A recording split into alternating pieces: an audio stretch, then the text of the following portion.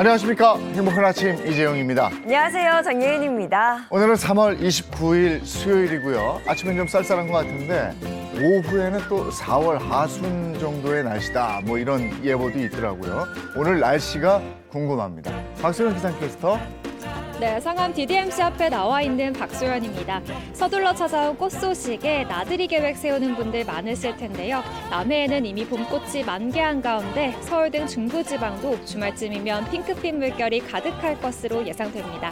네, 봄바람의 변덕 속에 봄꽃들이 피어나고 있어서 덩달아 기분이 좋습니다. 오늘 날씨 어떤지 이어서 전해주세요.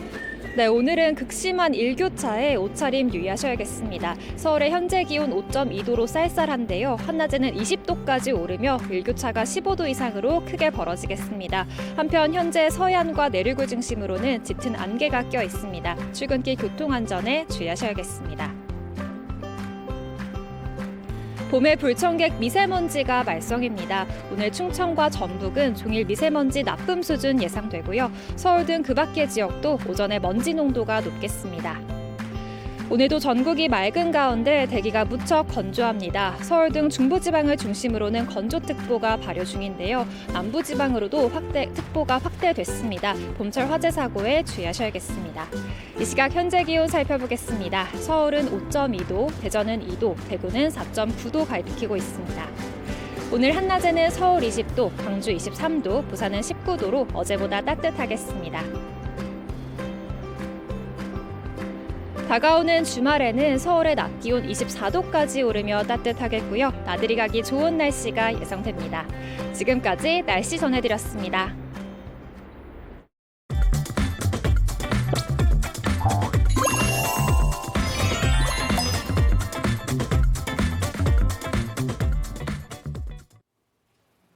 화제 이슈를 발빠르게 전해드리는 모닝 브리핑 순서입니다. 김성환 시사평론가와 함께합니다. 어서 오세요. 네, 안녕하세요. 네, 첫 번째 이슈부터 전해주시죠. 네, 첫 번째 이슈는 한국차 재조명입니다. 혹시 미국 고속도로에서 한국 차량이 교통사고 나는 거 장면 네, 보셨어요? 뉴스에서 맞습니다. 계속 나오던데. 깜짝 놀랐습니다. 예, 저도 예. 어떻게 이런 일이 벌어지나 이렇게 생각했는데요. 미국 언론이 동영상을 공개한 걸 보니까요. 지난 23일 체스워스의 한 고속도로에서 사고가 발생했습니다. 그러니까 픽업 트럭과 한국 차량이 나란히 고속도로를 달리고 있었는데요. 그러니까 픽업 트럭에서 갑자기 바퀴가 빠져나오고 보세요. 미처 피할 틈도 없이 한국 차량이 그 바퀴를 깔고 이렇게 넘어가면서 네. 공중으로 한 3m 이상 껑충 뛰어오르는 장면이 나오는데요. 그러니까 뛰어올랐다가 떨어지면서 이렇게 구릅니다. 네. 저렇게 지금 보시는 것처럼. 저렇게 굴렀으면은 보통의 경우에는 운전자가 굉장히 많이 다치는 게 그럼요. 흉내인데요. 네. 그런데 운전자가 멀쩡히 걸어 나왔어요. 이건 진짜 정상만 대단해요. 입었다고 하는데요. 어떻게 이런 일이 발생하나. 네. 아마 영상도 충격적이지만 그 한국 차량에서 멀쩡히 걸어 나오는 장면도 충격적이다. 뭐 이런 얘기가 나오고 있습니다. 네, 큰 사고였는데 운전자가 크게 다치지 않아서 정말 다행입니다. 네. 그런가 하면 이렇게 안전성을 갖춘 한국 차량 때문에 덕분에라고 해야 될까요? 세계적인 스포츠 스타가 목숨을 건진 그런 일도 있었죠. 골프 황제 타이거 우즈 대표적이잖아요. 네. 지난해 6월 한국산 SUV를 몰고 가다가 차량이 전복되는 사고가 있었잖아요. 미국 고속도로가 그 사이에 중앙분리대가 우리는 있지만 그 사이에 굉장히 넓은 공간이 있잖아요. 그쪽으로 갑자기 차량이 구르면서 들어갔어요. 차량은 형체를 알아볼 수 없을 정도로 처참하게 찌그러진 상태였거든요. 근데 타이거 우즈는 다리가 골절되는 것 외에 큰 부상을 입지 않았습니다. 당시에도 한국산 차량이 안전하다고 하는 얘기가 나왔었는데요. 근데 아마 아실 거예요. 미국에서 한국산 차량이 좀 싼 차, 네. 이런 인식이 있었던 시절이 네. 있었어요. 그런데 요즘에는 안전한 차, 이런 인식이 점점 이런 영상이 공개되면서 확산하고 있는 상황이라고 합니다. 야, 이런 사고가 일어나면 안 되겠습니다만은 이번 고속도로 사고 같은 경우도 야, 저거 큰일 났다 했는데 멀쩡하게 사람이 걸어 나왔다. 저 차는 한국 차다. 야, 이 대단한데 이런 생각. 미국에서 한국산 차량이 많이 팔리고 있는 이유를 이제 글쎄 알겠습니다. 말이에요. 알겠습니다. 다음 이슈 전해 주시죠. 다음 이슈는 대학 군기 논란입니다.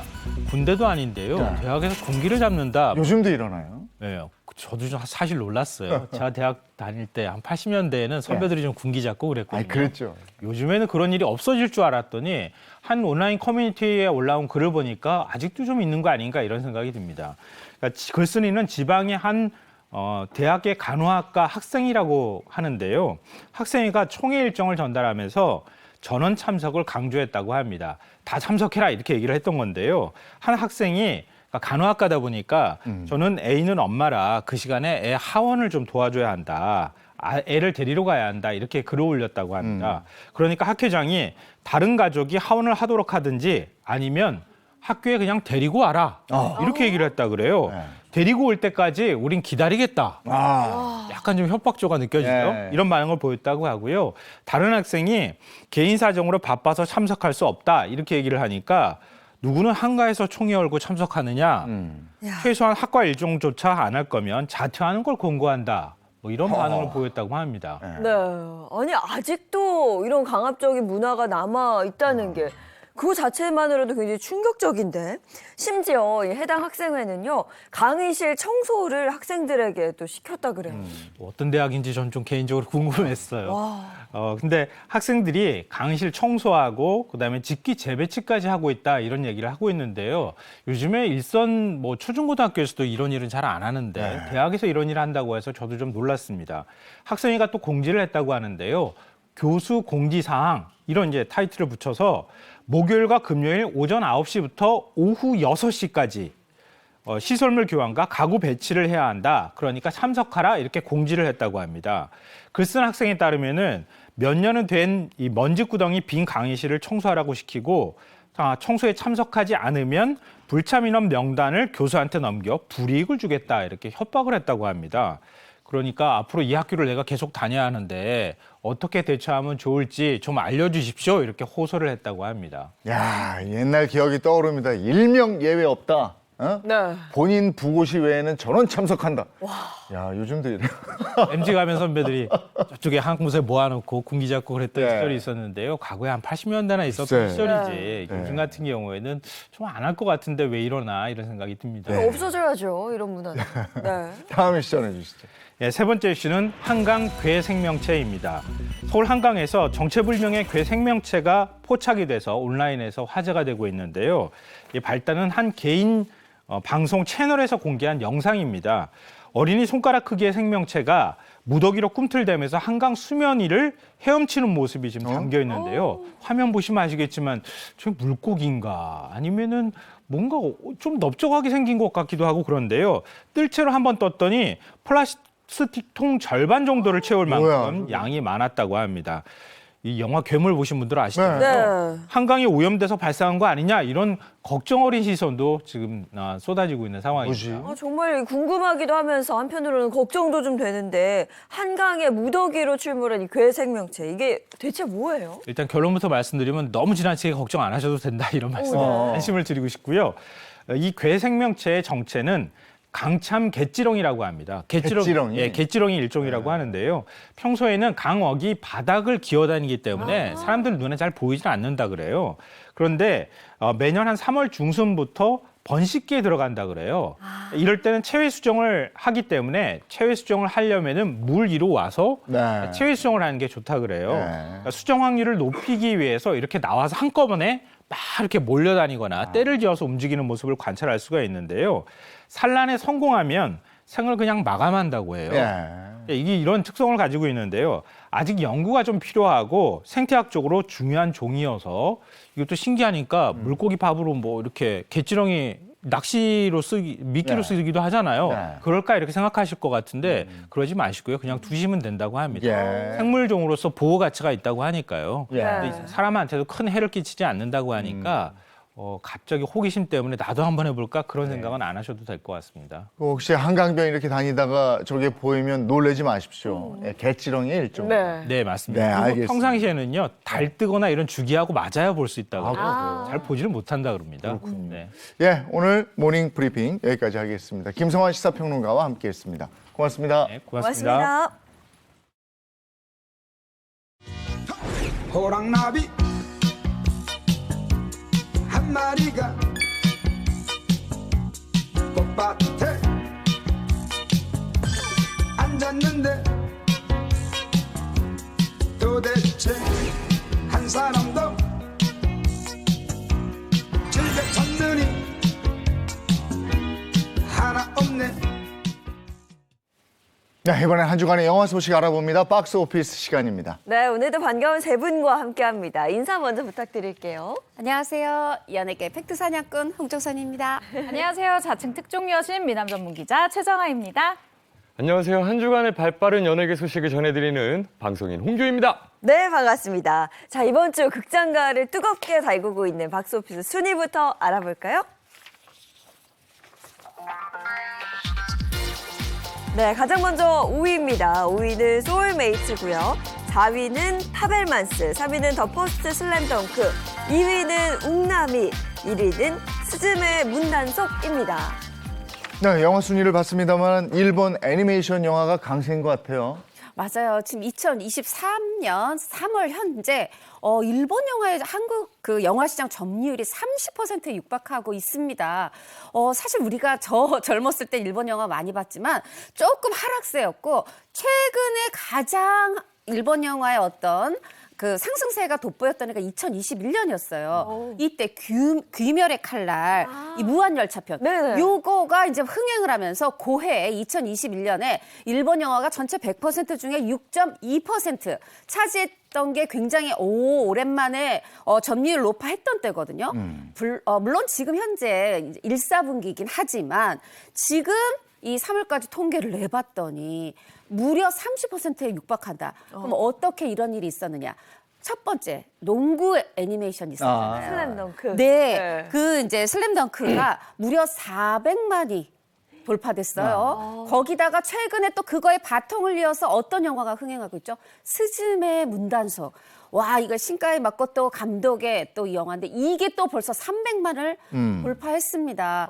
사실 지금 우리나라 영화 대비 생각보다 진짜 재밌고 배우들 연기 잘했는데도 100만 넘기가 힘든데 이렇게 400만, 300만 연속 넘다 보니까 30%. 물론 연말이 가면 좀 줄어들겠지만 그래도 간만에 정말 일본 영화가 한국 영화 시장에서 선전하고 있네요. 네, 선전하고 있는 일본 애니메이션 영화에 대항하는 우리 영화는 바로 웅남이죠. 네, 맞습니다. 박성광 개그맨이 아니라 이제 감독 자리를 탐낸 이 작품인데요.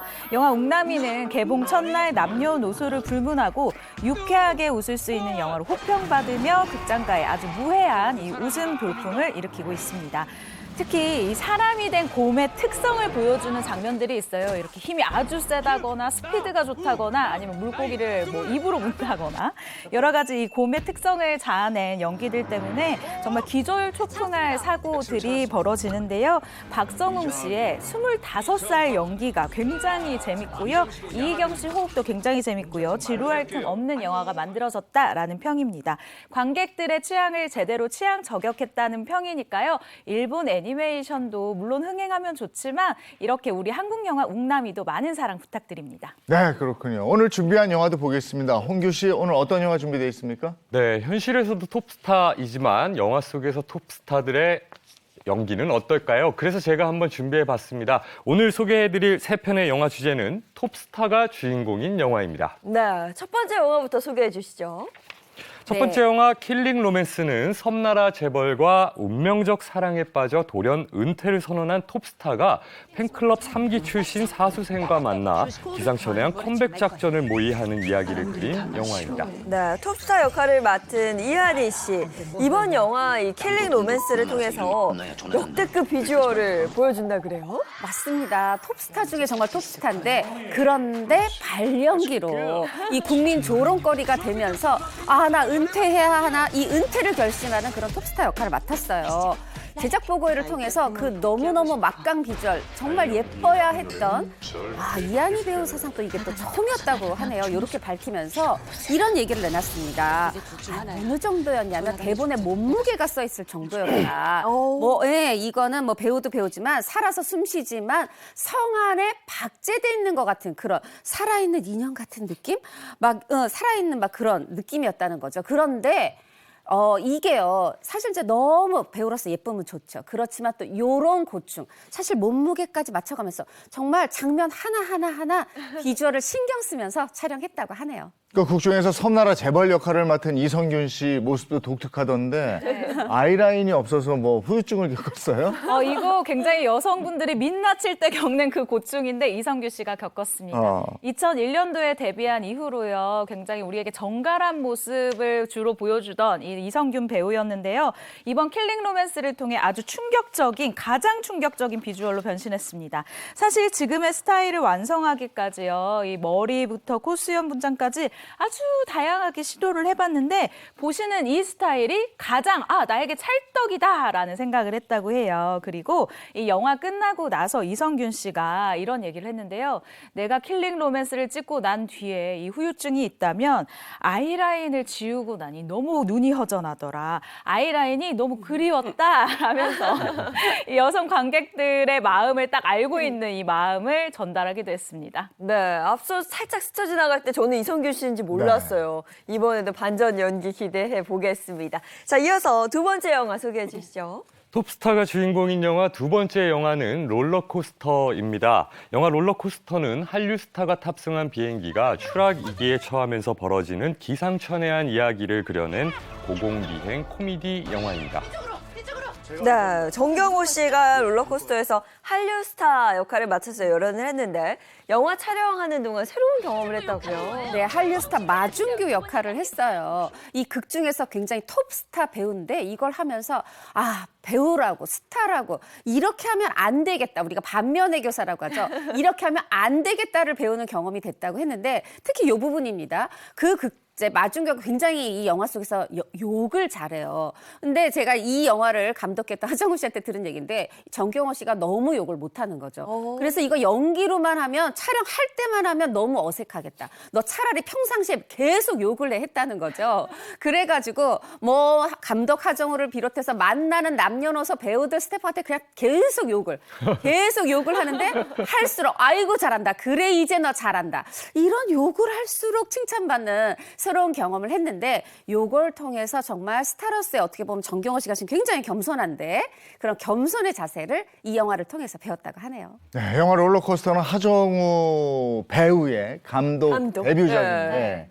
이렇게 코미디를 선택한 이유가 있을까요? 네, 이 감독으로 데뷔한 하정우 씨, 코미디로 이 자신의 상업 영화 데뷔작을 선택한 이유에 대해서 내가 원래 코미디 영화를 좋아한다. 그동안 배우로서 참여했던 작품들은 진지하고 무거운 작품이 많았다. 그래서 내가 롤러코스터를 연출하고 싶다라고 생각했을 때 많이 지쳐있던 시기였기도 했고 이렇게 웃긴 영화를 보고 싶었다. 밑도 끝도 없이 웃긴 영화를 만들어봐야 되겠다는 생각에 롤러코스터를 연출하게 됐다라는 이유를 밝혔습니다. 네, 이어서 세 번째 영화 소개해 주시죠. 톱스타가 주인공인 영화 세 번째 영화는 굿바이 싱글입니다. 영화 굿바이 싱글은 지금은 한풀 꺾였지만 한때 대한민국을 평정했던 톱스타가 점차 내려가는 인기와 남자친구의 공개적 배신에 충격을 받고 영화는 내 편을 만들기 위해 결심하면서 벌어지는 요절복통 코미디 영화입니다. 영화 제목이 굿바이 싱글인데 영화 전체를 지배하는 것은 김혜수다. 이게 무슨 얘기입니까? 사실 생각해 보시면은 2012년 영화 도둑들에서는 굉장히 또 이 섹시한 도둑이었잖아요. 그러면서도 어떤 김윤석이 맡은 캐릭터를 사랑하는 그런 또 순정도 보여줬고.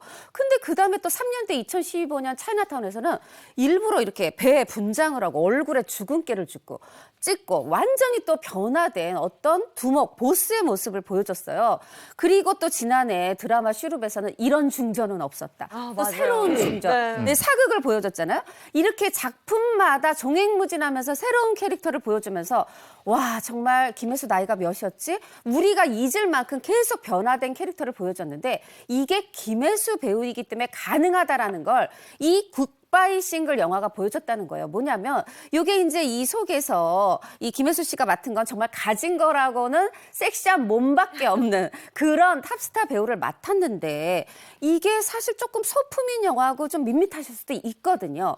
그런데 딱 김혜수 씨를 만나는 순간 굉장히 사랑스럽고 정말 귀엽고 그러면서 이제 마동석 씨 매니저 마동석 씨랑 만나면서 요 케미가 팍 폭발하면서 이 영화가 큰 사랑 받았어요.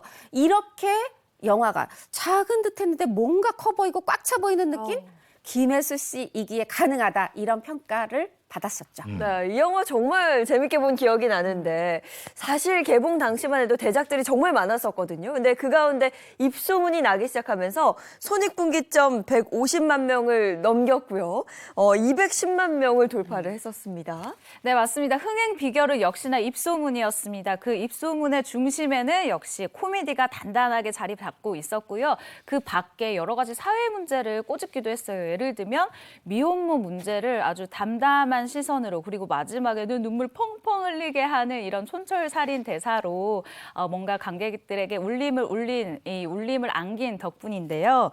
살벌한 장르물이 강세였던 이 영화판에 보통의 한국 영화와 달리 아주 따스한 메시지를 전해주는 그런 영화라는 평가를 받았습니다. 배우가 이제 어느 정도 되면 믿고 믿고 보는 배우 맞아요. 정도 되면 이제 작품을 고르잖아요. 네. 김혜수 씨도 작품을 잘 고르는 것 같은데 그 노하우가 있을까요? 최근에 인터뷰에서 그렇게 얘기했어요. 김혜수가 작품 잘 본다? 아, 이거 요즘 얘기다. 나도 예전에는 나한테 딱 맞지 않는 역할들이 들어와서 특히나 30대 때는 혼자 온 적이 있다. 우리 생각해보면요. 10대 때 50대, 60대 배우하고 부부 연기도 했었어요. 김성호 선생님 이제 고인 되셨죠. 또 길영우 씨 막 부부 연기도 했었고 뿐이니까 그 다음에는 사실 그 김혜수 씨가 가진 섹시한 그 몸매만을 좀 원하는 그런 캐릭터들이 많이 들어왔던 게 사실이거든요. 어떻게 보면 오롯이 김혜수 씨의 연기력으로, 노력으로 지금은 장르 배우죠. 뭐 아무 장르나 아무 캐릭터나 맡기면 믿고 볼 수 있는 밑보배 배우가 됐습니다. 네. 영화 굿바이 싱글까지 영화 소식 들어봤습니다. 실망드려 정말 죄송합니다. 죄송합니다.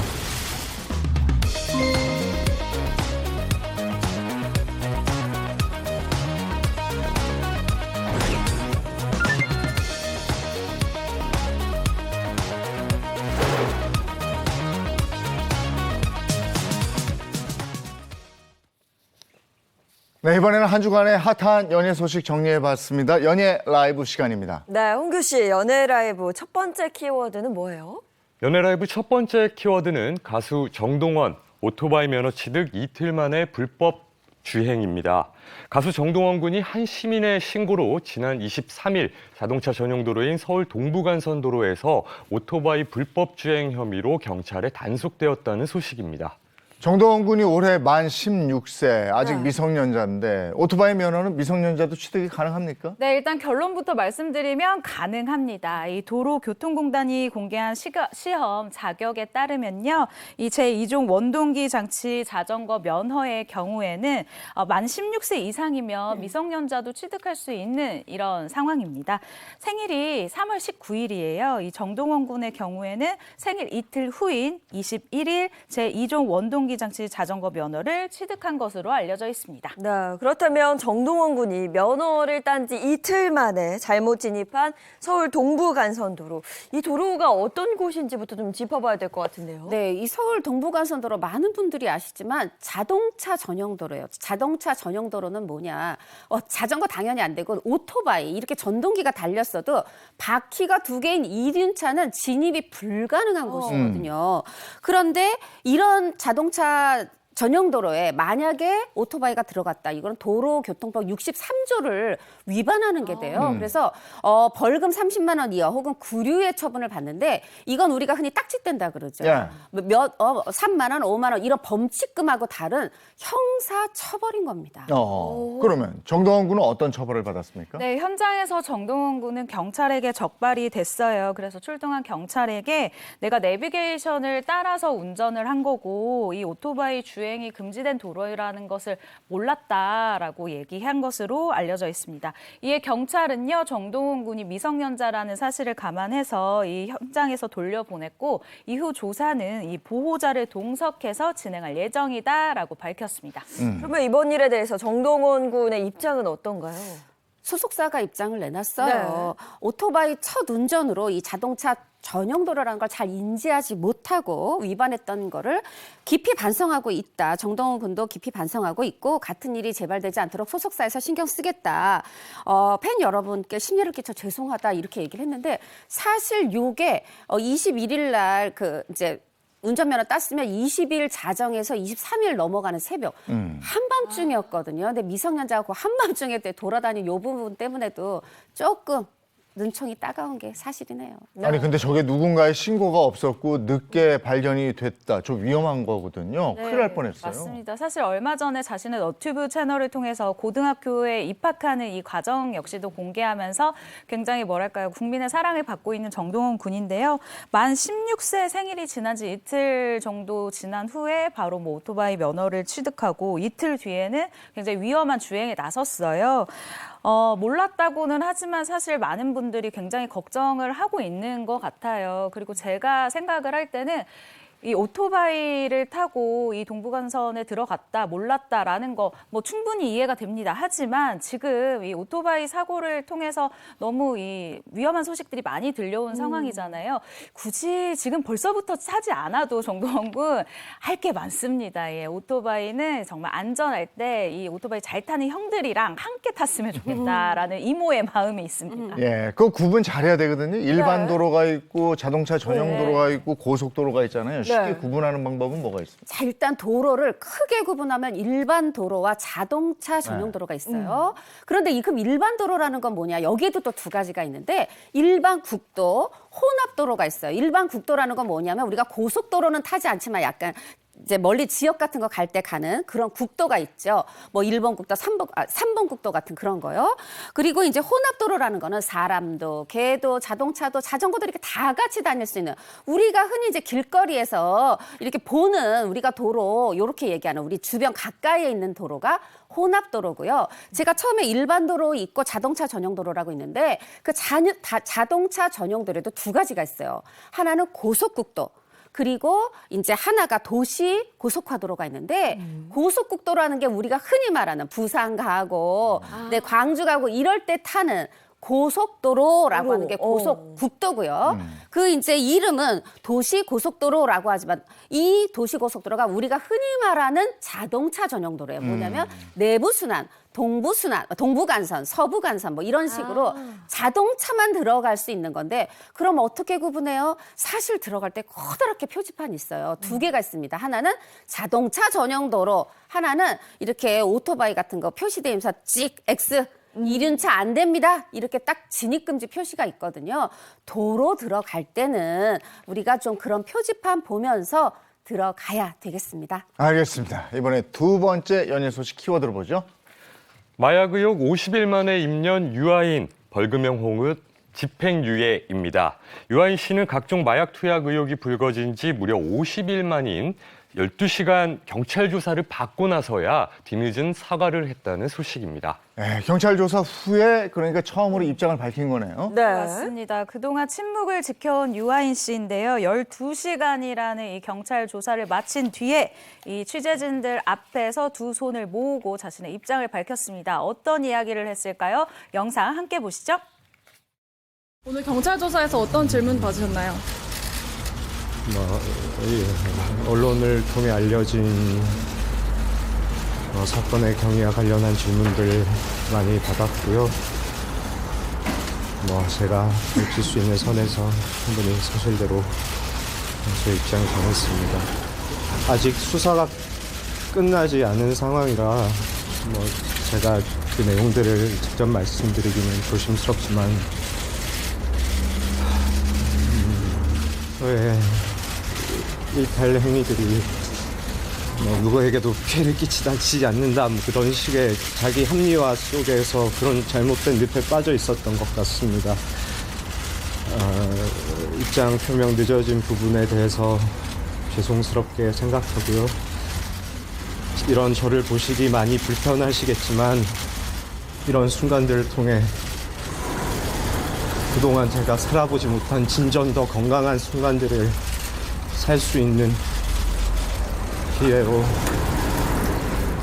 삼고 싶습니다. 실망드려 정말 죄송합니다.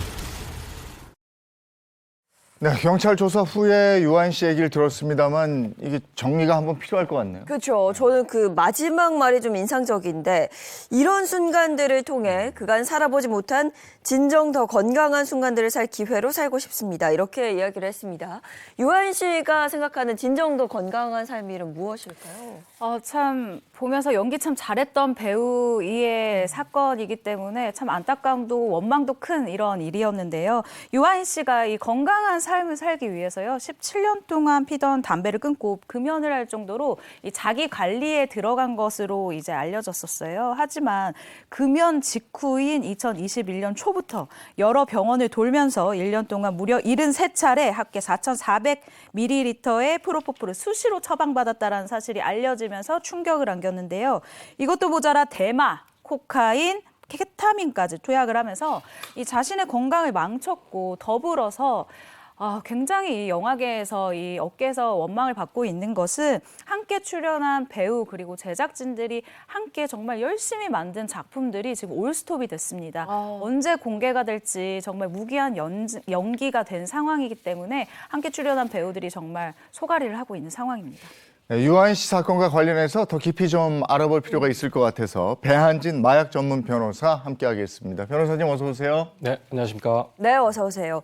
묻고 싶은 게 참 많습니다. 가장 먼저 유한 씨가 이 마약 투약 의심받는 약물이 보니까 대마, 프로포폴, 케타민, 코카인 이렇게 4종류입니다. 이 쟁점은 뭘까요? 네, 결국에는 증거 확보가 중요하겠습니다. 프로포폴과 다른 마약류의 쟁점이 좀 다른데요. 먼저 프로포폴은 이게 업무 외의 목적이 좀 인정이 돼야 됩니다. 쉽게 말해서 사실 병원에서 그 의사가 프로포폴을 처방하고 환자가 투약하는 구조이기 때문에 기본적으로 이제 처벌이 원래 안 되는 것이지만 만약에 의료행위 외의 목적으로 투약을 한 경우에만 처벌이 됩니다. 그래서 유한 씨 같은 경우에는 사실 경찰 조사에서 이게 바늘공포증 때문에 이게 수면 마취를 할 수밖에 없었다라고 진술한 것으로 알려져 있는데요. 하지만 단기간에 유한 씨가 이렇게 여러 병원을 쇼핑하듯이 돌아다녔거나 아니면 병원 내에서 투약한 정황이 발견된다면 아마 유죄 선고 가능성이 높을 것으로 보입니다. 이와 다르게 그 대마나 코카인, 케타민 같은 경우에는 언제 투약했고 언제 흡연을 했는지 그 시기가 특정하는 것이 중요하겠습니다.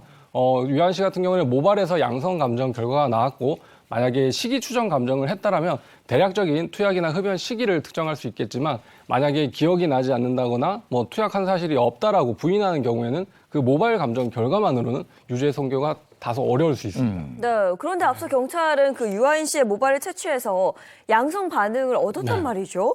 근데 이건 증거로서의 효력이 없다는 말씀이신가요? 아닙니다. 그 증거로서의 효력은 당연히 있습니다. 네. 하지만 그것만으로는 피고인이 투약이나 흡연 사실을 부인하고 있는 경우에 유죄 선고는 어렵다 이런 말씀입니다.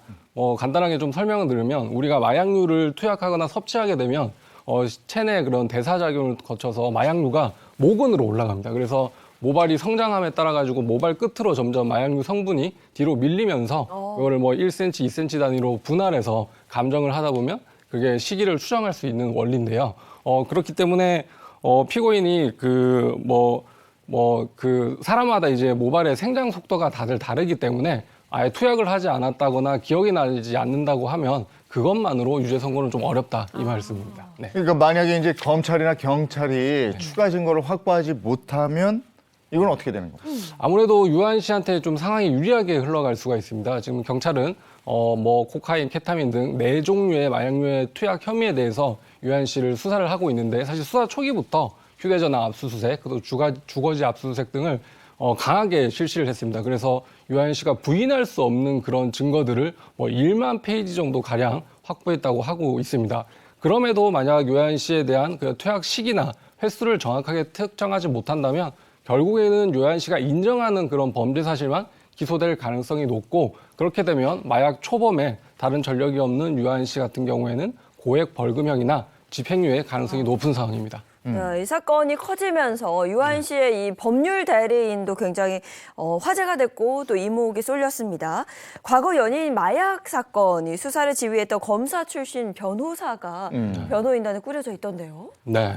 언론 보도를 보니까 대검찰청 마약과장 출신 변호사와 대형 로펌에 소속되어 있는 변호사들을 대거 선임했다라고 알려져 있습니다. 특히 대검 마약과장 출신 변호사분은 과거 2013년도에 연예계를 발칵 뒤집어 놓았던 연예인 상습 프로포폴 투약 사건에서 중앙지검 강력부장으로서 그 사건을 수사 지휘를 했던 분이라고 하는데, 그런 분이 이제 지금을 해서는 연예인들을 변호하는 그런 상황이 되어버렸습니다.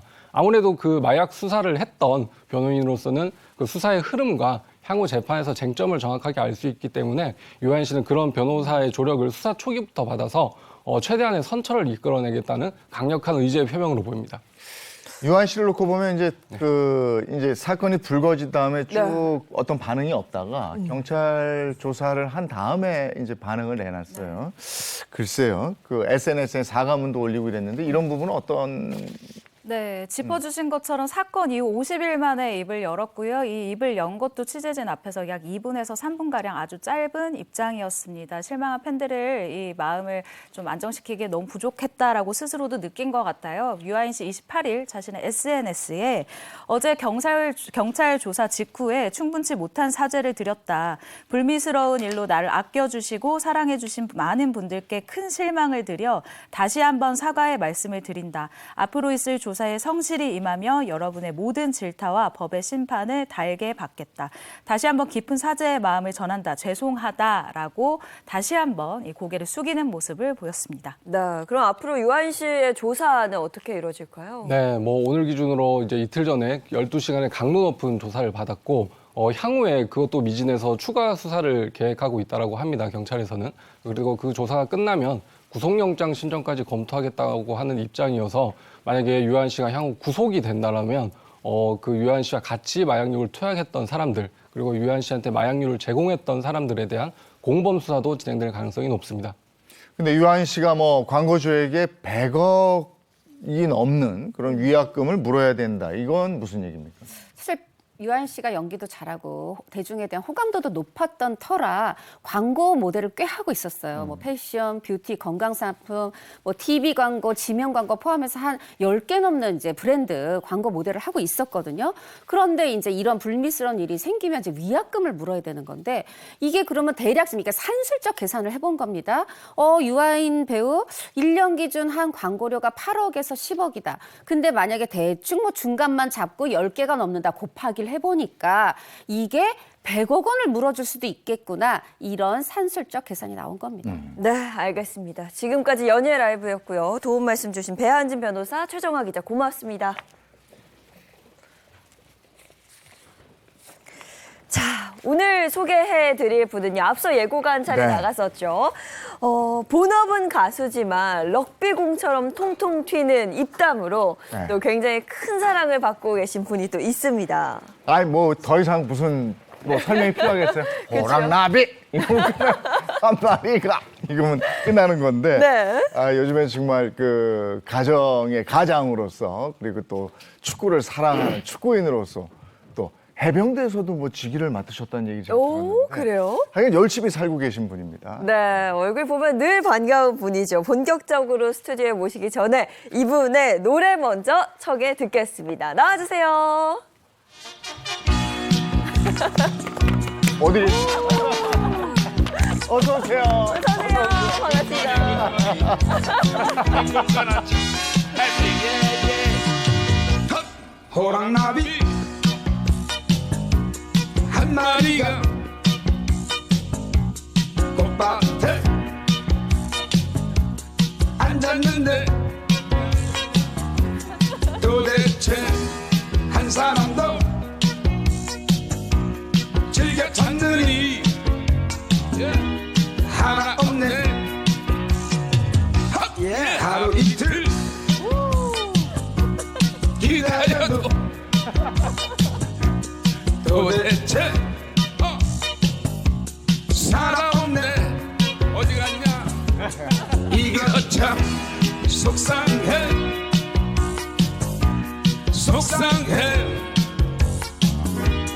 못 살겠네.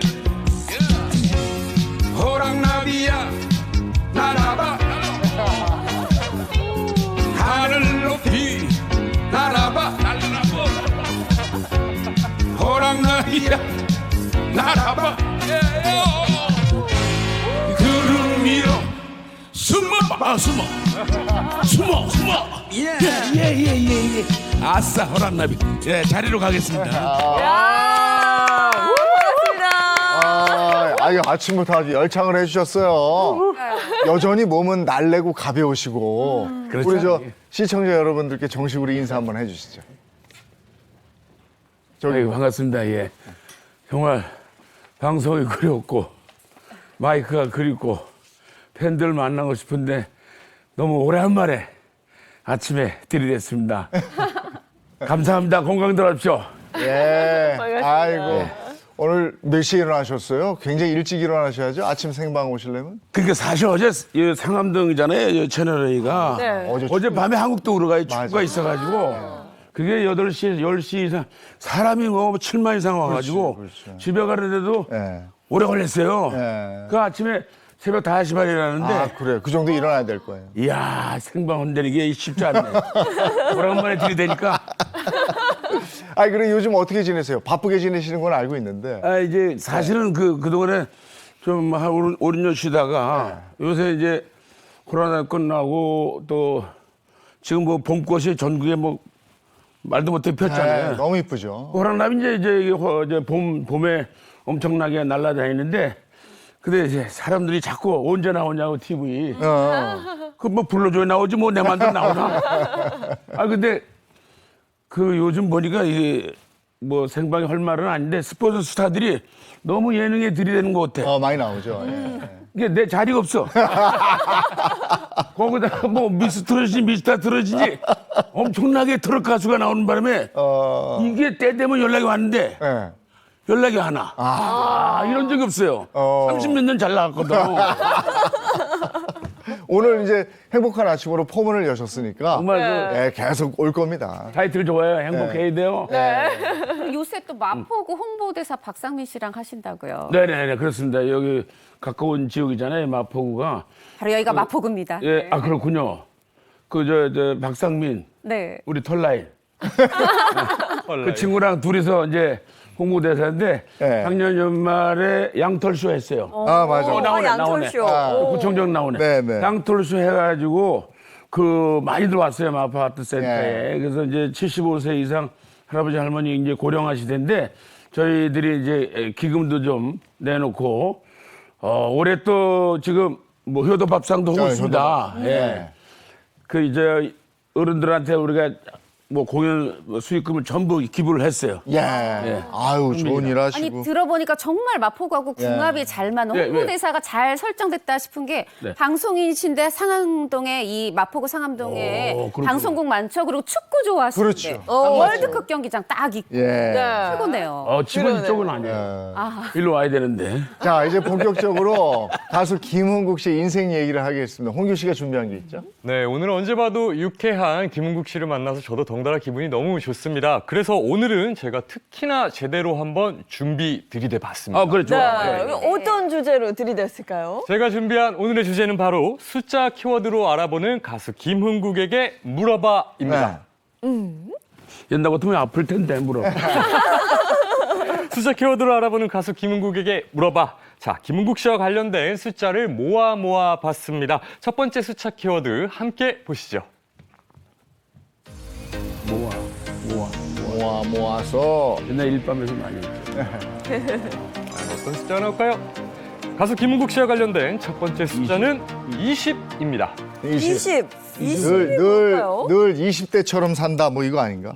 그러니까요. 노래가 뭐 호랑나비 59년 망신리 좀 유행을 많이 하긴 했지만 20집 앨범까지 낸 가수시는 아니신데 20이 뭘까요? 다들 눈치를 못 궁금하네, 나도. 네.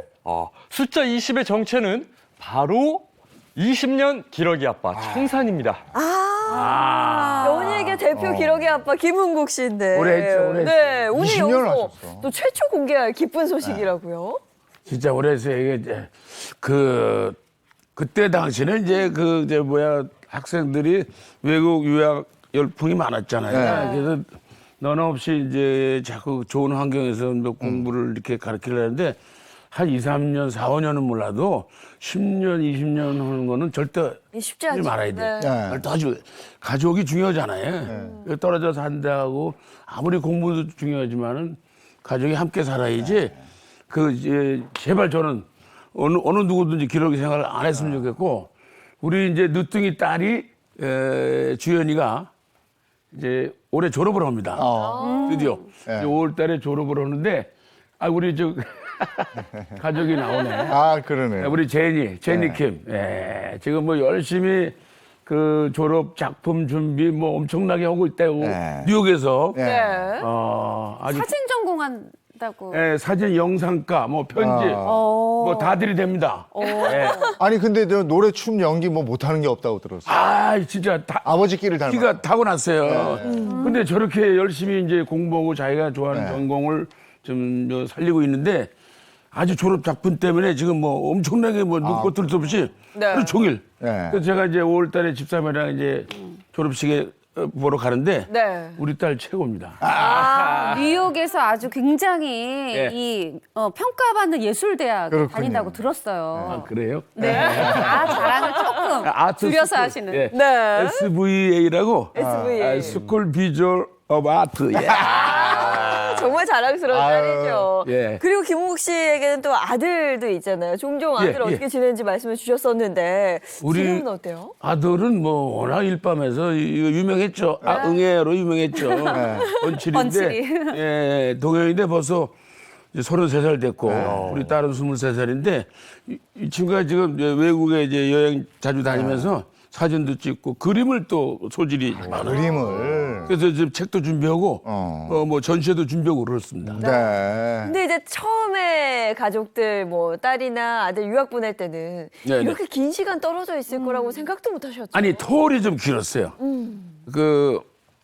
동현이랑 주연이가 이제 10년 차이를 10살 하니까, 차이니까. 그래서 집사람이 고생을 했죠. 너무 이게 금방 끝날 수 있는 상황인데, 네. 너무 이게 10년 차이 나다 보니까 네. 하나 끝나면 또 하나 또 들이대야 되고, 이러다 보니까 좀 오래 걸렸는데, 이제는 이제 대학 졸업을 하니까 이제 정상이 되는 거예요. 아니, 저는 아빠 입장으로서 당장 드는 생각이, 야, 20년 기러기 아빠면 돈이 얼마가 드는 거야. 그렇죠. 호랑나비로 번 돈 다 쓰셨겠네. 아니 게다가 지금 따님은 예술대학이죠. 아들은 그림 그리죠. 네. 이런 아트 쪽이 또 많이 들잖아요. 많이 하시네. 홍 부장님. 아는 게 참 많아요.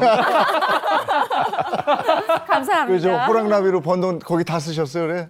없어요, 이제. 아이고. 아이고. 다 날라갔지 뭐. 또 어떻게. 다시 벌어야지 뭐예요. 연락이 안 오잖아요, 올해. 올 아니, 봄에 내가 옛날에 방송할 때 30몇 년 영순이잖아요. 모든 라디오, TV 프로 모든 섭외 1순위인데 스포츠 스타라 트럭 갔을 때는 연락이 안 와. 호랑나비로 키운 두 네. 자녀인데 사실 그 처음 시작은 막 극성 뭐 교육열 이거보다 아들의 어떤 꿈을 존중해주고 키워주려고 이 호주에서 유학을 시작하게 됐다고 제가 들었어요. 예. 처음에는 이제 시드니 3년 생활했고요. 그리고 이제 하와이로 넘어가서 나중에는 이제 LA나 이제 얼바인 쪽에 생활하고 지금은 이제 우리 딸이 뉴욕에 있지만 자식을 이기는 부모 없잖아요. 아유, 그럼요. 자식이 잘 돼야 되니까 네. 집사람의 나라 뭐 그냥 자식한테만 다 그냥 봉사 헌신하는 거죠. 예. 그래서 이제 우리 첫 번째 키워드 20. 네. 이거는 이제 그 가족, 아이들에 대한 그런 얘기였어요. 20년 기러기 생활. 자, 다음 키워드 보죠. 숫자 키워드로 알아보는 가수 김은국에게 물어봐. 두 번째 숫자 키워드는 과연 어떤 숫자일까요? 함께 보시죠. 아니 아프다니까 자꾸 울어. 뭘 물어? 자, 두 번째 숫자 키워드는 10입니다. 10. 많이 내려왔다. 10은 뭘 의미할까요? 10? 10. 이건 뭐예요? 우리 이거 바로 알려주시기에는 뭐, 바로 이거 알려드릴까요? 바로 김은국 씨와 관련된 숫자 10의 정체는 영원한 10대 가수입니다. 영원한 10대 가수. 요건 깔끔했어요. 요거요. 10대 가수가 된 그 노래가 바로 호랑나비죠. 타이거 버터플라이. 예. 그때 기분이 어땠어요? 80년대 말 이제 제가 원래 그룹 사운드 이제 보컬 출신 드럼도 치고 노래했지만은 십몇 년 고생하다가 호랑나비 한 곡으로 일약 스타가 됐죠. 네. 네. 정말 그 호랑나비 한 곡으로 이렇게 30몇 년을 사랑받을 줄 뭐 아무도 몰랐죠. 그때는 이제 소방차, 뭐 박남정, 쟁쟁이는 김한선 막아. 잘 나갔잖아요, 그 친구들이. 네. 근데 나한테 안 됐어요. 내가 호랑나비 나오고 나서 네. 남진 나오나 조용필 이분들이 최고라고 했으니까. 너무 휩쓸었죠. 가요계를 뭐 평정한 거네요. 당시에 아유. 뭐. 진짜 휩쓸었던 게 네. 이때가 1989년도에 그렇죠. 나왔거든요. 네. 근데 네. 제가 그때 네. 대학생 때인데 우리 그때 이제 그때는 왜 길거리 레코드점에서도 노래를 틀어놓고 네 길거리 또 이 리어카에서도 인기곡을 꼭 틀어놓는데 아무데나 가면 다 호랑나비예요. 근데 사실 대학가에서까지 호랑나비가 나왔다? 이거 정말 전국을 평정한 거였고 네네. 그 뭐 그런 이제 이 길거리에서의 인기뿐이 아니라 그게 지금 10이라는 키워드가 나왔지만 그해 말에 정말 뭐 박남정, 뭐 김한선 다 제치고 소방차 그럼요, 제치고 뭐. 네. 10대 가수하고 가수왕까지 받았어요. 아니 그럼- 근데 이게 호랑나비가 처음에 금지곡 될 뻔했어요. 아싸 뭐 그 이런 거. 아싸 때문에 뭐 일본어라 그런 사람도 있고 또 뒤에 노래하고 내가 하하하 웃었거든요. 네가 해놓고 네가 왜 웃냐 뭐 이러고 그 지금 얘기했듯이 그때 호랑나비의 인기 열풍이라는 게 동남아에서 난리가 났어요. 아, 동남아. 관객들이 놀라는 거예요. 아니 동남아 분들이 다 호랑나비 춤을 추고 난리 났대. 그러니까 지금은 얘기하면 이제 싸이의 강남스타일이나 BTS급이야 내가. 그때 인터넷 SNS가 없었잖아. 아, 맞아. 그럼 나는 이제 국내에서 활동을 못 해요. 전 세계 돌아다녀야 돼 호랑나비. 아 그때 그 전 세계 SNS 망이 있었으면 난리 나는 거였는데. 아 그럼요. 아니 근데 사실 뭐 예전에야 금지곡 되는 이유가 정말 그런 이유로 할 정도로 뭐 엉뚱한 이유들로도 금지곡이 되던 시대가 있었죠. 호랑나비. 그런데 사실 그 금지곡 될 뻔했는데 우리가 듣게 된 거기에 그 방송인 라디오 진행하셨던 싱글벙글쇼에 강석 씨가 있습니다. 네네네. 이게 금지곡이 이런 뭔가 이렇게 분위기가 이거 조금 좋지 않아 요런 때인데 윗분들이 출근하지 않는 일요일에 요 노래를 딱 틀었는데 듣고 있네. 그렇죠. 들었는데 청취자들이 듣고 이 노래 뭐야? 너무 못 들어보던 새로운 노래잖아요. 그러면서 누구야? 그래 가수가 김은국이야? 이러면서 정말 한 방에 짱 스타가 되셨죠. 그때는 저기 방송국이 2개 있었어요. KM 2개인데 우리 돌아가신 어머니가 야, 네 노래는 언제 나오냐? 네 노래 한번 나오면 이게 난리가 날 텐데. 근데 지금 말씀하듯이 그때 이제 강석, 김병조 이 두 분이 아주 잘 나가셨고 네. 지금 돌아가신 이제 방송 이종환 선생도 예. 오고 그랬잖아요. 근데 지금 이게 뭐 심의가 안 나온 것도 아니고 노래가 안 나오니까. 근데 이제 강가에 돌면 강석이 형이 야 들어봐라 일요일날 녹음 방송에 나가는데 그래 우리 어머니랑 그거 듣고 얼마나 많이 울었는지 몰라요. 야 드디어 방송 탔단 말이야. 그러더니 그게 이제 일요일날인데 월요일날 이제 KM 그 방송 뭐 PD 작가들이 이제 출근하면서 들었나 봐요. 야, 한 달에 아무것도 없다가 연락이 엄청나게 오는데 야, 그때 내가 이거 너무 많이 아침에 길어지면 안 되는데 또 자녀쇼 있잖아요. 네네. 최고 잘 나간 거기도 나갔어요. 자녀쇼에서 연락이 왔어요. 김웅 씨, 출연 한번 봅시다 그랬지. 잠깐만요. 왜요? 지금 제가 너무 시간이 없네요. 스케줄이 다 찼어요. 아하. 그쪽에서 돌아보려고 그랬잖아요. 아니 거기 나가면 이게 탑스타라는 인기 스타라는 그 정도로. 증거인데. 그리고 거기 노래에다가 이제 춤까지 보여줬잖아요. 춤이 그 춤 아까도 잠깐 봤습니다. 네, 저도 어렸을 때 친구들하고 굉장히 많이 따라했었던 기억이 나는데요. 그때 그 당시 김은국 씨의 호랑나비 춤 저희가 안 보고 넘어갈 수 없겠죠. 영상으로 함께 보시겠습니다. 준비 많이 했네요.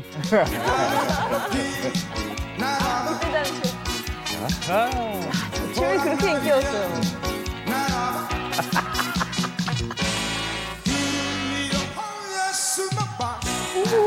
저때 딱 말랐잖아요, 제가. 젊어요. 젊고 그때 먹을 게 없어가지고 애도 안 나왔는데 어우 인물 좋네요.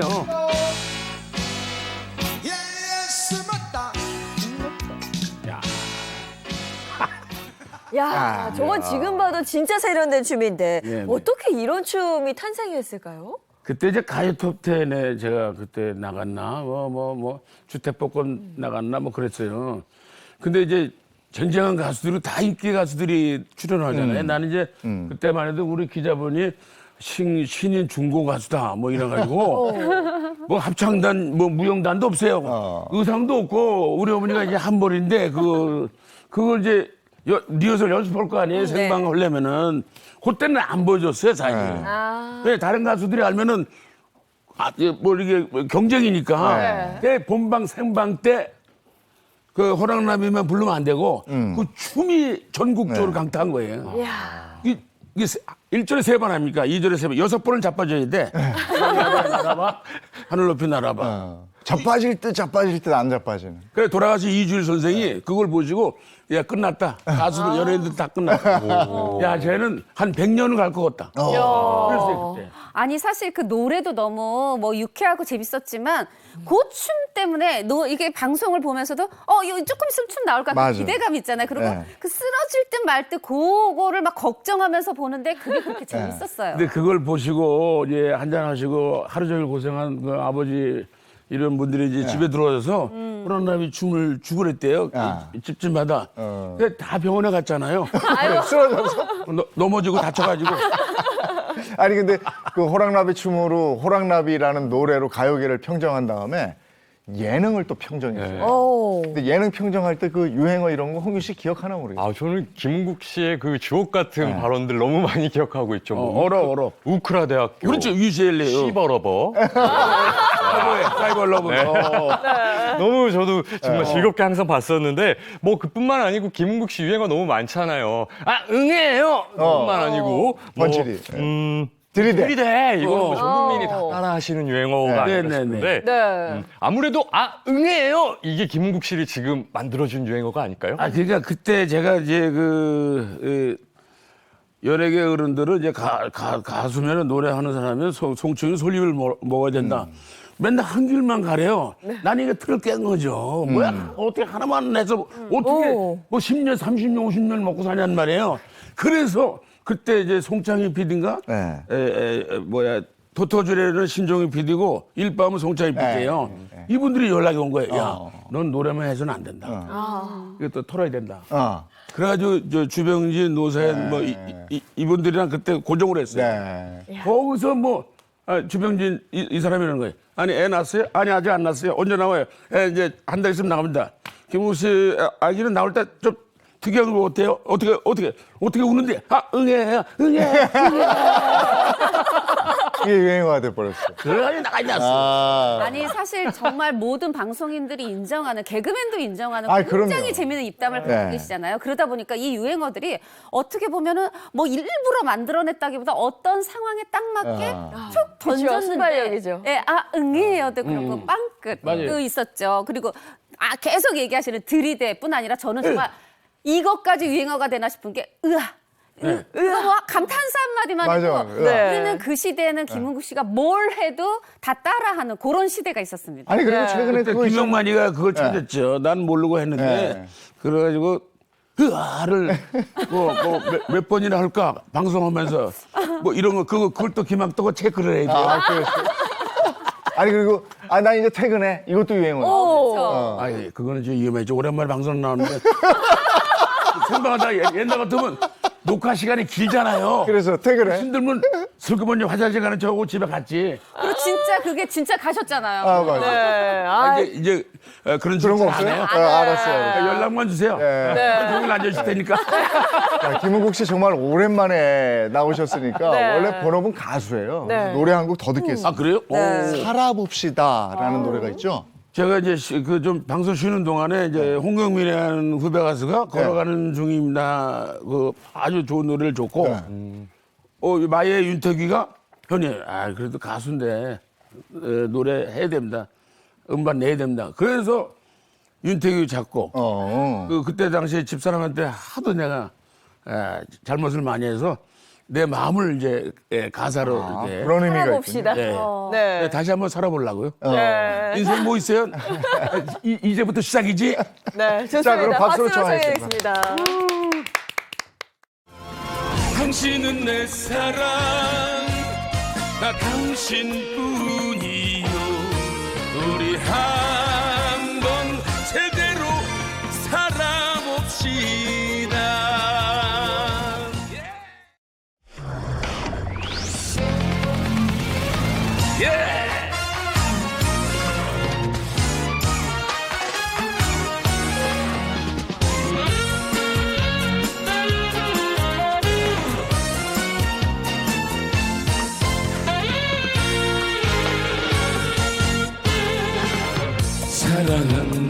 않는 그 흔한 말조차 못해주고 살아온 세월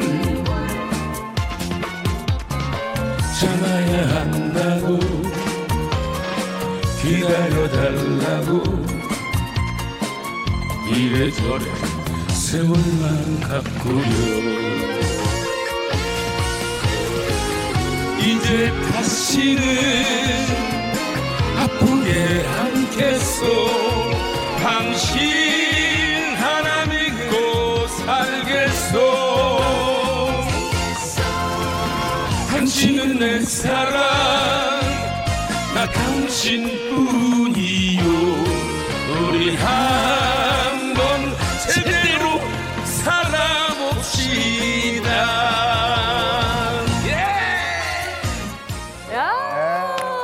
아, 예. 불타는 의지가 담겨 있는. 이건 그대로 막 전 국민한테 약속하신 거니까 아내분한테 잘 하실 거죠? 계속. 잘해야 돼요 살아보니까 어련한 의지가 보여. 아주 절실히 느껴요 마누라 말 잘 들어야지 예, 이제 진짜 가족을 위해서 열심히 봉사하고 헌신해야죠 예, 오늘의 이게 핵심 키워드네요. 예. 자, 세 번째 키워드 볼까요? 숫자 키워드로 알아보는 가수 김은국에게 물어봐. 세 번째 숫자 키워드는 어떤 숫자일까요? 함께 보시죠. 계속 무네 이번엔 어떤 숫자일지. 가수 김은국 씨와 관련된 23? 세 번째 숫자는 23입니다. 이것도 사실 딱 봐서 저희가 알아차릴 수 있을 것 같지가 않아서 뭔지 알려주셔야 될 것 같아요. 바로 정답 알려드리겠습니다. 바로 장학재단 23년째 운영 중입니다. 그래요? 아유 오, 그렇게 긴 시간 동안요? 이건 정말 많이 알려지지 않아서 대단하십니다. 오늘 행복한 아침에 정말 새로운 얘기를 네. 많이 전해드리는 거예요. 아이 부끄럽네요 네. 부끄러워요 자, 구체적으로 한번 들어보고 싶은데 이게 의외로 또 밝혀지진 않았어요. 네, 노래 호랑나비와 59년 왕십리로 많은 사랑을 받은 김은국 씨는요, 2000년부터 어린이들에게 꿈과 희망을 심어주기 위한 목적으로 김은국 장학재단을 설립했고 23년째 운영 중이시라고 합니다. 야, 2000년부터 시작했어요. 23년째. 이거 어떻게 시작하신 거예요? 그때 이제 새천년 들어서 이제 강원도 낙산사 갔다가 그 밑에 홍련암이라는 데가 있어요. 거기서 네. 이제 절하면서 기도하면서 아 나도 참 많은 사랑을 받았는데 나도 어렵게 자랐잖아요. 그래서 초등학교 대상으로 좀 등록금을 조금 좀 보태주자 이런 마음으로 시작을 했는데 이게 벌써 올해 23년이 됐네요. 저는 초등학교만 합니다. 그래서 학교 교장님이 추천을 해서 어려운 환경에서 공부 열심히 하는 그 학생한테 제가 이제 장학금을 줬더니 그 가족이 그렇게 막 눈물 흘리고 막 고마워하더만. 네, 근데 그렇게 긴 시간 좋은 일 해오셨는데 왜 이렇게 주변에 알리질 않으셨어요? 아이 뭐 그런 말 있잖아요. 그 좋은 일은 알리면 그 좀 그렇잖아요. 뭐 오른손 하는 일을 왼손이 모르게 하라. 뭐 이런 말도 있듯이 이런 거는 이제 조용히 숨어서 하는 거죠. 조용히. 또 이제 본인이 막 자랑하고 다니지도 않으셨지만 무리하게 확장도 않으셨다고 들었어요. 네네네. 네, 그래서 내가 버는 중에 좀 아껴서 이런 어린 학생들 사실 처음에 공부 다져가야 되고 더 어릴 때 겪는 가난이 힘들잖아요. 근데 그렇게 해온 게 벌써 23년째고 그렇게 해서 도와준 그런 학생들이 200명이 훌쩍 넘었다. 300명 넘었어요. 이제 300명 아니 근데 그 이제 초등학생들을 도와주셨으니까 23년이면 그 아이들이 지금 다 저 청년이 되고 장년이 돼서 사회생활 하고 있잖아요. 그때 당시 근황 같은 거 알아요? 13살 때 받았으면은 24년이면은 그러니까 26살 됐겠네요. 소식은 모릅니까? 아니 그러니까 제가 그때 당시 그랬어요. 나도 뭐 돈이 많아서 하는 것도 아니고 십시일반 이렇게 하는 건데 절대로 그 나한테 고마워하고 연락하지 말아라. 너희들도 열심히 공부해서 주위에 어려운 사람 도와주는 것이 그 나의 마음이 이게 전달이 되는 거니까. 근데 막 10년, 20년 넘으니까 그 이제 집안이 어렵다 잘 풀렸는지 한 번은 좀 만났으면 좋겠다. 이랬는데 안 했어요. 그러면 나 이거 안 한다. 그거 왜냐면 궁금하고 그리고 그 아이들은 고맙고 하니까. 근데 뭐 생색내는 것도 아니고 아예. 그렇군요. 그걸 열심히 사시고 그 어려운 사람 많이 도와주세요. 네, 제발 부탁입니다. 네. 네, 그걸 지켰기 때문에 23년을 계속 한결같이 유지할 수 있었던 것 같아요. 네. 자, 네 번째 키워드 보겠습니다. 숫자 키워드로 알아보는 가수 김은국에게 물어봐. 네 번째 숫자 키워드 함께 보시죠. 오늘 많이 무네. 마지막으로 물어봅니다. 김은국 네 번째 씨와 키워드. 관련된 50? 네 번째 숫자는 50입니다. 50은 또 이거는 뭐예요? 무슨 아니 뜻이에요? 59도 아니고 50은 뭐? 바로 50년 네. 축구 사랑입니다. 축구도 얘기해야죠. 하면 김웅. 빠질 수 없죠. 아니 근데 진짜 고생 많이 4년에 한 했네. 번씩 열리는 월드컵에는 생업 다 접고 그냥 가잖아요. 아유. 네. 그 축구 사랑 어떻게 된 겁니까? 제가 아까 말씀했듯이 89년도 호랑나비인데요. 그 축구를 11살 때부터 했어요. 이제 본동이 고향인데 이제 왕십리라는 사람도 있지만은 그 점심 때 이렇게 볼만 보면 축구를 했대요. 지금 뭐 손흥민, 이강인식으로 김민재도 있지만은. 근데 그게 초등학교 3년 축구 선수 생활을 하고 중학교로 이제 코치 감독이 이제 연결이 안 돼가지고 거기서 이제 꿈을 접게 돼서 지금까지 12번째 선수가 돼서 4년마다 열리는 월드컵에 제가 한 번도 빠진 적이 없죠. 90년 이탈리아 월드컵 때부터 계속 들이댔죠. 거기 사는 이제 교민분들이 나오셔서 같이 태극기 들고 나는 이제 깽가리 치고 그게 이제 지금 이렇게 50년까지 왔네요. 그러니까요. 1980년 멕시코 월드컵 때는 아직 호랑나비 뜨기 전이라 돈이 없어서 당연히 비행기표 살 돈도 없으니까 못 가셨고 말씀하신 것처럼 2000제 그 이듬해 그러니까 두 번째죠. 1990년 이탈리아 월드컵부터 2018년 러시아 월드컵까지 네네. 쭉 가셨는데 사실 저도 그 1990년 이탈리아 월드컵이 생각이 나는 게 어느 날 화면에 갑자기 탁 보였는데 저 가수 저 김은국 씨 아니야? 이게 말하자면 뭐 나라에서 뭐 보내줘 공식 응원단야가 아니라 자비로 가서 꽹가리 들고 응원하면서 거죠. 와 대단하다 하는데 저게 얼마나 갈까 이랬는데 이렇게 오랫동안 쭉 정말 자발적으로 한 이런 응원 결국 이게 확장하면 이게 붉은 악마가 아니고 뭐겠습니까? 그렇죠. 그리고 저는 굉장히 놀랐던 게 김은국 씨 하면 이 코스염인데 축구 때문에 코스염을 미신 적이 있었어요. 네, 하여간 저는 뭐 월드컵 응원단장, 뭐 아리랑 응원단장 저기 공약을 내가 많이 걸었어요.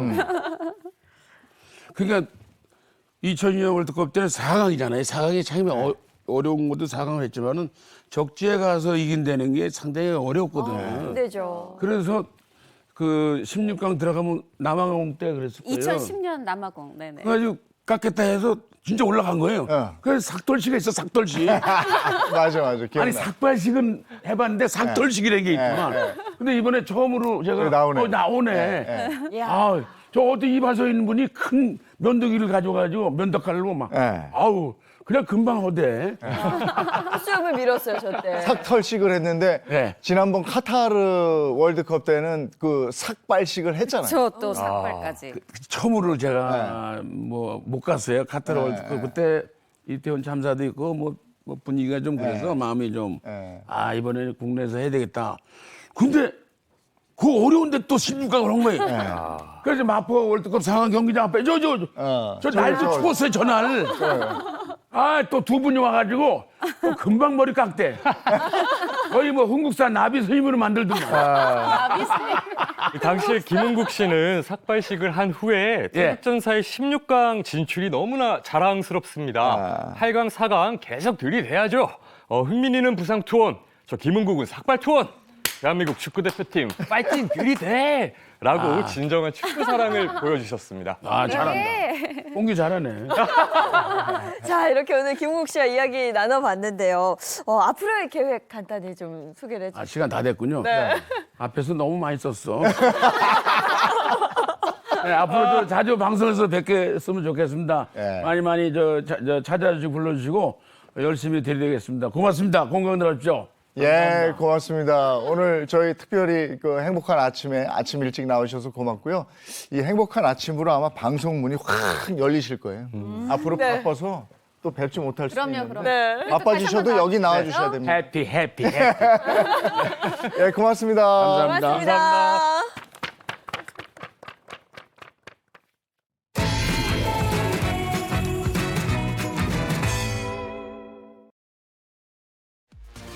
우유자조금위원회는 식물성 대체음료 표기와 관련해 밀크 대신 음료로 표기해야 한다는 식품의약품안전처의 방침에 대해 환영의 뜻을 전했습니다.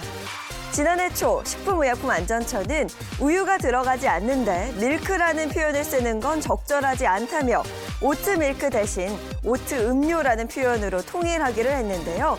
여전히 국내 주요 커피 전문점에서는 식물성 대체음료를 밀크나 우유로 표기해 유당불내증 등 건강상의 이유로 식물성 대체음료를 찾는 소비자들에게 혼란을 주고 있다는 지적이 나오고 있습니다. 이에 우유자조금관리위원회는 오트밀크 등 잘못된 명칭 표기를 바로잡기 위하여 찾아가는 우유교실, 도심 속 목장 나들이 등의 다양한 홍보 사업을 펼칠 예정이라고 밝혔습니다.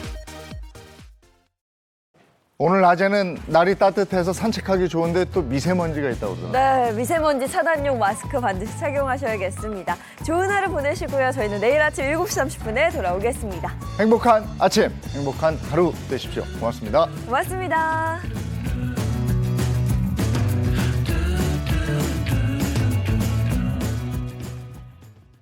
채널 A